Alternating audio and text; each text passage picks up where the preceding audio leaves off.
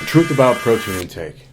There's so much misinformation out there about how much protein you should eat, what kind, how often. Is eating too much protein counterproductive? I even know some people that only eat protein. Okay, so here I'm going to lay it out straight and understand what happens in the body when you take too much protein. Excessive protein consumption leads to the thickening and congestion of the basal membranes of the blood vessels, including the liver sinusoids. Okay, protein deposits in the blood sinusoids hinder serum cholesterol from leaving the bloodstream. Therefore, the liver cells assume that there must be a shortage of cholesterol in the body. The perceived shortage stimulates the liver cells to raise cholesterol production to abnormally high levels. This extra cholesterol enters the liver bile ducts with the intention of being taken to the small intestine for absorption. However, because the membranes and openings of the sinusoids are clogged with accumulated protein collagen, most of the extra cholesterol never makes it there and instead is caught in the bile ducts. Any excessive cholesterol that's not combined with the bile salt yet forms small clumps of crystals that combine with other bile components in the liver and gallbladder. This is how cholesterol gallbladder stones are made. A physical effect that you can feel if this is going on with you is when you consume fat, like say you love eating your nut butters, all right?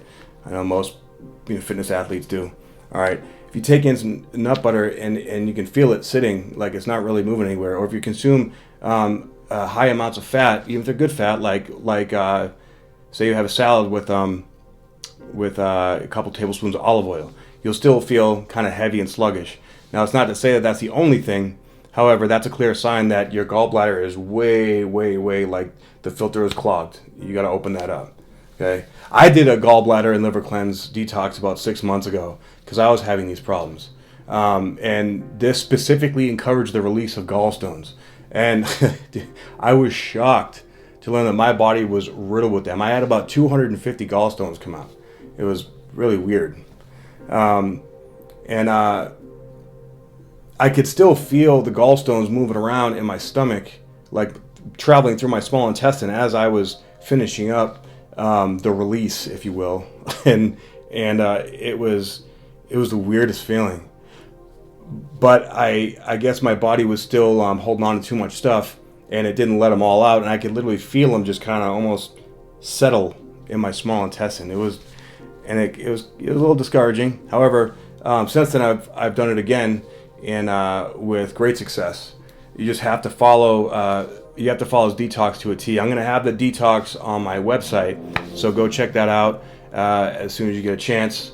And if you think that, well, you know what, even if you don't, if you're not sure if your gallbladder is backed up, check it out. I did high protein for many years, and it really messed me up. Me being my blood type is A negative, and different blood types have an effect on how your body processes and breaks down different macronutrients.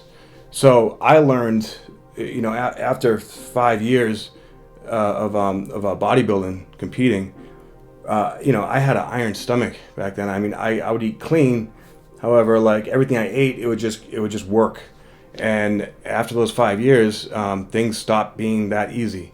Getting older and just wearing your body down like that, it can have a bit of an effect on there. So I encourage you to look at this, check this out, because also once the gallbladder is congested, or the filter is no longer filtering, then that affects the liver. And of course, we all know we have to keep our liver healthy, especially if we're on even any supplements or performance enhancing drugs. Okay, that's gonna increase the stress on our liver. And if you wanna have longevity in this sport, well, you got to learn how to take care of this stuff.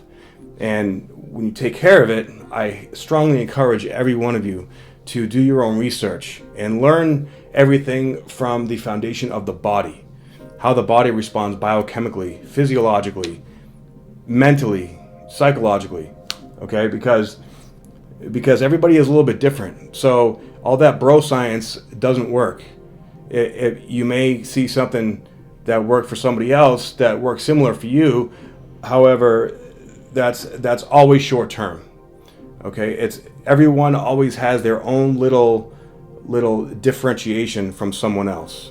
Okay, so make sure you do your homework and learn it from the position of the anatomy, physiology, biochemistry, endocrinology, and whatnot. Okay, and of course, I'm going to be posting a ton of this information on my website so that you can have access to all the things that I've learned through my trial and error, and everything that I've learned comes from education, from books, and from when I was going to college, and that mixed with experience. I believe that that's the best teacher. As long as you have a positive nitrogen retention in your body, and whenever you get blood work done, you can see that that's usually a standard test on a metabolic panel. Okay. Now, also, I want to point out that anybody that's on performance enhancing drugs, okay, that enhances the efficacy of your body's recycling of protein. So essentially, when you're on gear, you can actually take in less protein than that, and it'll be more effective. But what do most people do? They take in more protein, thinking that it's gonna jack up your metabolism, and that it's gonna help you hold muscle or build muscle faster. It's not possible. That's not how it works. Okay, so don't jack up your protein if you're getting on gear. Not that I'm condoning gear in any way, shape, or form. A lot of people out there, though, they're doing it and they're really misinformed and have no idea what's going on with their body. Okay, so if you eat clean food, whether it be fat, carbs, or protein, all right, and you eat small, frequent meals, it's gonna increase your metabolism. Okay, you don't need just protein to increase your metabolism. In fact, it takes the body a lot more energy to break down fat than it does protein. I'm going to get into all that in another video, though. So, too much protein, no good, unnecessary, and it's actually going to cause problems with cholesterol in your gallbladder and in your liver. All right? So, that's my soapbox. And I think I'm done with that for now.